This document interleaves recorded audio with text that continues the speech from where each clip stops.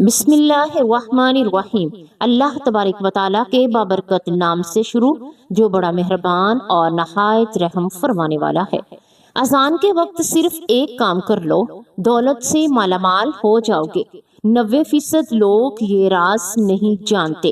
اذان کے لغوی معنی ہے خبردار کرنا، اطلاع دینا اور اعلان کرنا۔ شریعت کی اصطلاح میں اذان سے مراد وہ مخصوص کلمات ہیں جن کے ذریعے لوگوں کو اطلاع کی جاتی ہے کہ نماز کا وقت ہو گیا ہے۔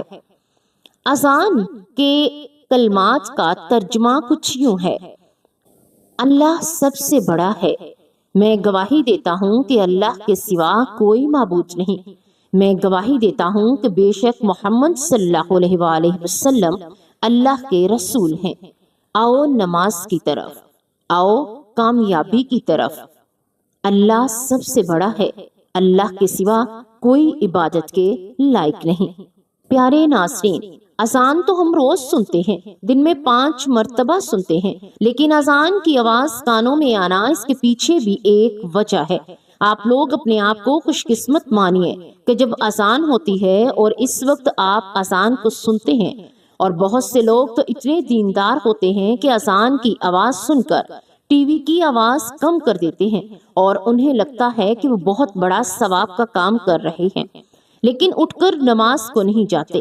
بہت سے لوگ اذان ہوتے وقت اپنے آپ کو کام میں مشغول کر لیتے ہیں، کسی سے باتیں کرتے ہوئے، یا پھر اذان پر دھیان نہیں دیتے، یا پھر جو کام کر رہے ہوتے ہیں اسی میں مگن رہتے ہیں۔ پیارے دوستو، اس سے آپ کی زندگی پر کیا فرق پڑتا ہے؟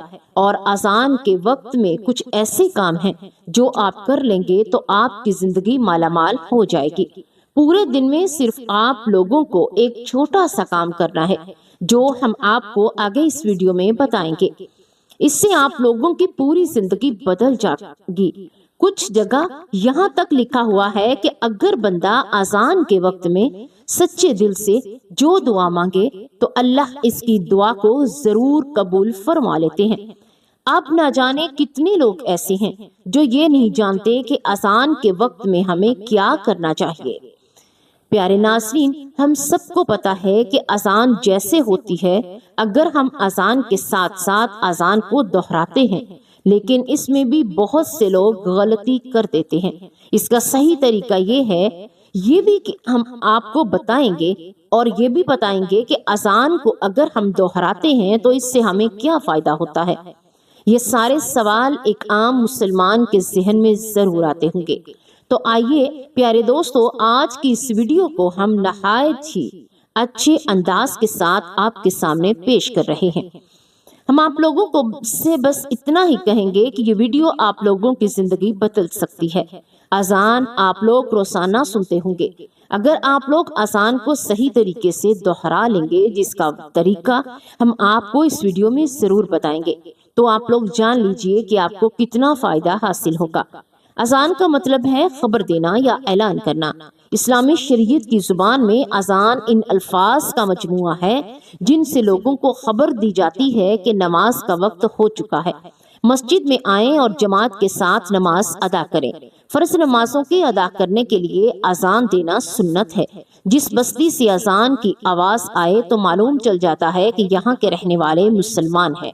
یہی وجہ ہے کہ سرکار اور صحابہ سب جہاد کے لیے مدینہ سے باہر تشریف لے کر جاتے تو ضرور اذان دیتے۔ اس سے بستی والے اندازہ لگا دیتے کہ یہ مسلمان ہے اور یہاں مسلمان ہی رہتے ہیں۔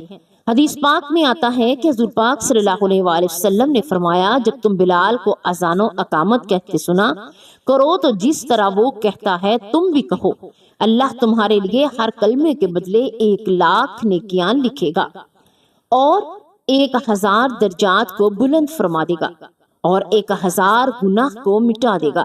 یہ سن کر خواتین عرض کرنے لگیں، یا رسول اللہ صلی اللہ علیہ وآلہ وسلم، یہ تو صرف عورتوں کے لیے ہے، مردوں کے لیے کیا ہے؟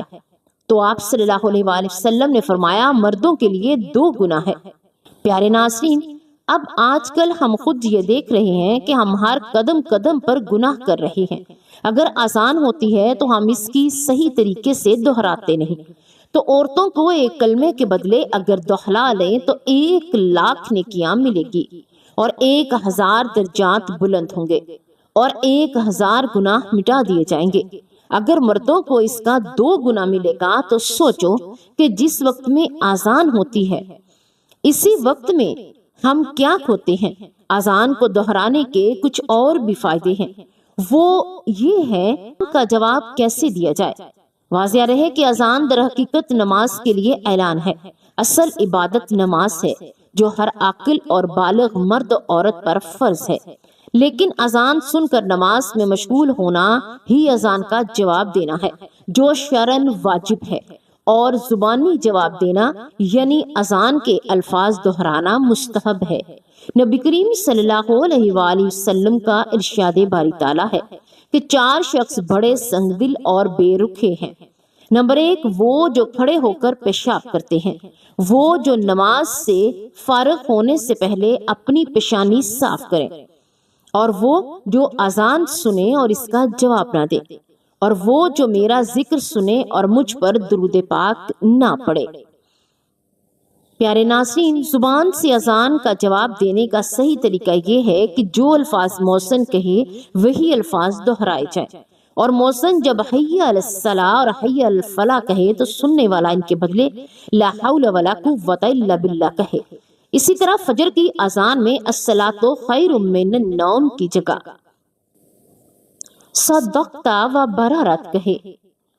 اذان کا جواب مکمل ہونے کے بعد نبی کریم صلی اللہ علیہ وآلہ وسلم پر درود شریف پڑھے اور پھر یہ دعا پڑھے: اللہم رب ہذہ الدعوۃ التامہ والصلاۃ القائمہ آت محمد الوسیلۃ والفضیلہ وابعثہ مقاما محمودا الذی وعدتہ ورزقنا شفاعتہ یوم القیامہ انک لا تخلف المیعاد۔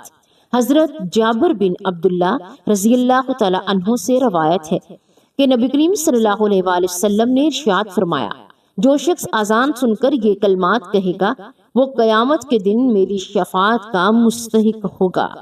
بخاری حدیث نمبر 126/1۔ اذان کے بعد کی دعا پڑھ لے اور پھر ہاتھ اٹھا کر اللہ تبارک و تعالیٰ سے دعا مانگے تو انشاءاللہ وہ کبھی بھی مایوس نہیں لوٹے گا۔ وہ جو مانگے گا اللہ تبارک و تعالیٰ اسے عطا ضرور کریں گے۔ جب بھی اذان ہو رہی ہو تو آپ جو بھی کام کر رہے ہوں اسے وہیں روک دیں اور اذان کو پورا سنیے اور دہرائیے۔ جہاں تک کہ حدیث شریف میں یہ بھی آتا ہے کہ اگر آپ قرآن کی تلاوت کر رہے ہوں تو اذان ہو رہی ہو تو آپ قرآن کی تلاوت کو روک دیں اور اذان سن کر اسے دہرائیے۔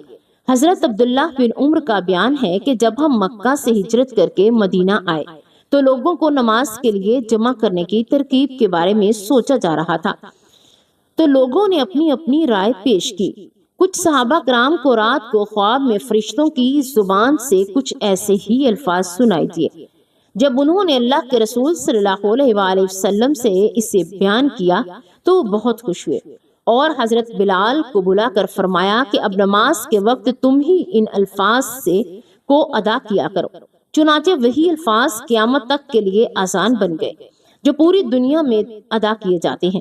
حضرت معاویہ رضی اللہ تعالی عنہ کا بیان ہے کہ میں نے اللہ کے رسول صلی اللہ علیہ وآلہ وسلم کو فرماتے ہوئے سنا کہ قیامت کے دن اذان دینے والوں کی گردنیں سب سے اونچی ہوں گی۔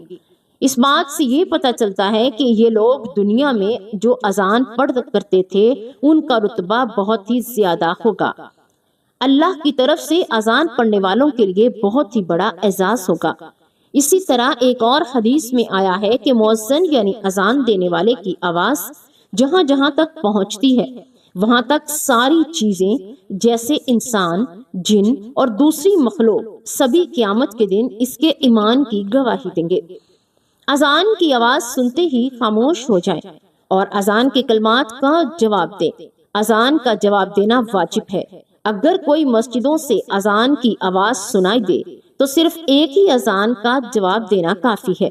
خلوص دل سے اذان کا جواب دینے والوں کو اللہ رسول اللہ صلی اللہ علیہ وسلم نے جنت کی بشارت دی ہے۔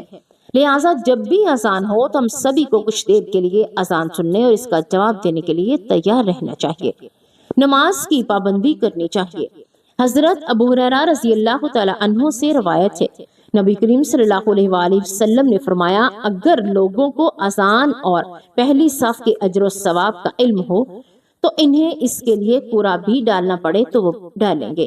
حضرت ابو سعید خدری رضی اللہ تعالی عنہ بیان فرماتے ہیں کہ میں دیکھتا ہوں کہ تم بکریاں اور جنگل کو پسند کرتے ہو، جب تم اپنی بکریوں یا جنگل کو